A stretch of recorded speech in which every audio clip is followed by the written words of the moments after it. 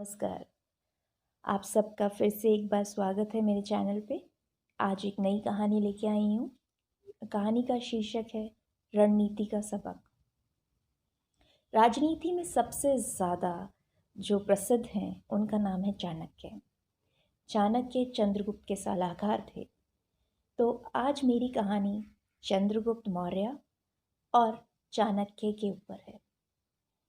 ये कहानी कुछ इस प्रकार है कि नंदा साम्राज्य के खिलाफ चंद्रगुप्त मौर्य ने जब फैसला किया कि वो लड़ेंगे और खुद राजा बनेंगे, तो उन्होंने अपनी एक टोली बनाई और पाटलिपुत्र पर धावा बोल दिया। उन्हें बहुत बुरी हार का सामना करना पड़ा, इतनी बुरी हार का कि वो मुश्किल से अपनी जान बचाकर वहाँ से भाग निकले।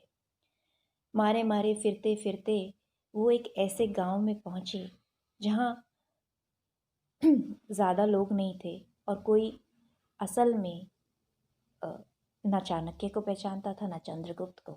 इसलिए वो दोनों वेश बदल के उसी गांव में रहने रुकने का ठौर ठिकाना ढूंढने लगे। अंधेरा हो चला था तो एक आंगन में उन्होंने देखा एक महिला अपने 3 साल के बेटे के लिए खाना बना रही थी।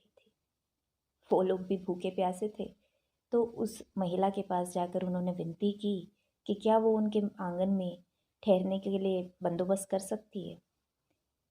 महिला ने उनकी हालत देखी, उसको तरस आ गया।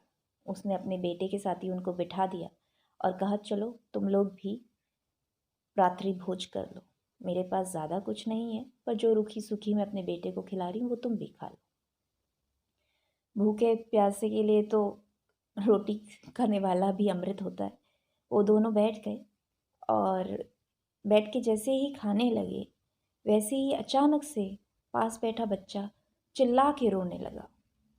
जब वो चिल्ला के रोने लगा तो माँ फौरन भाप गई कि क्या हुआ, और उसने ठंडे पानी की बाल्टी में बच्चे का हाथ दे दिया और हंसते हुए बोली, तू तो ठहरा चंद्रगुप्त, जला लिया ना हाथ।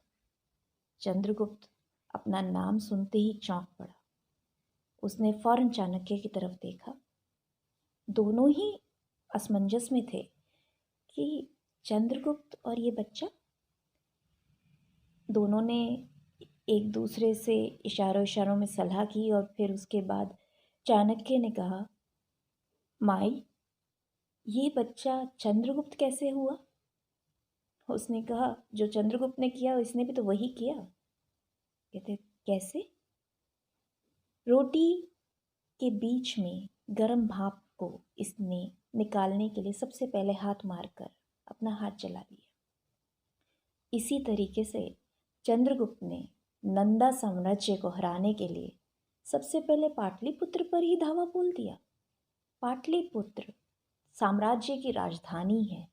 पूरे मगध की ताकत, पूरे मगध की सुरक्षा राजधानी से ही शुरू होती है। अगर तुम किसी राज्य की राजधानी पर ही धावा बोल दोगे तो तुम्हारी हार सुनिश्चित है। तुम्हें जैसे रोटी को किनारे किनारे खाते हैं वैसे ही तो करना था।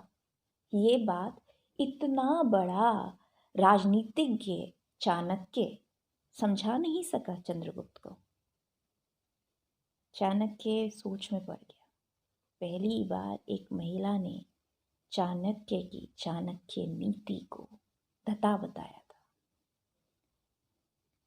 बहरहाल उस रात चंद्रगुप्त की आंखें खुली और चाणक्य को भी समझ में आया कि एक ग्रामीण महिला ने अपने बेटे को तो रोटी खाना सिखाया ही, उन्हें भी एक राज्य को जीतने का मूल मंत्र दिया।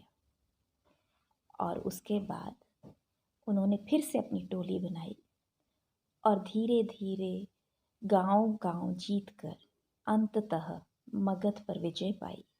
पाटलिपुत्र में अंततः चंद्रगुप्त मौर्य का राज्याभिषेक हुआ। इस तरह उस ग्रामीण महिला ने अपने 3 साल के बेटे को रोटी खाना सिखाया और चंद्रगुप्त मौर्य को राज्य जीतना। उम्मीद करती हूँ कि मेरी ये कहानी आपको अच्छी लगी होगी। कृपया अगर अच्छी लगी तो लाइक कीजिए, शेयर कीजिए, सब्सक्राइब कीजिए और कमेंट कीजिए। धन्यवाद।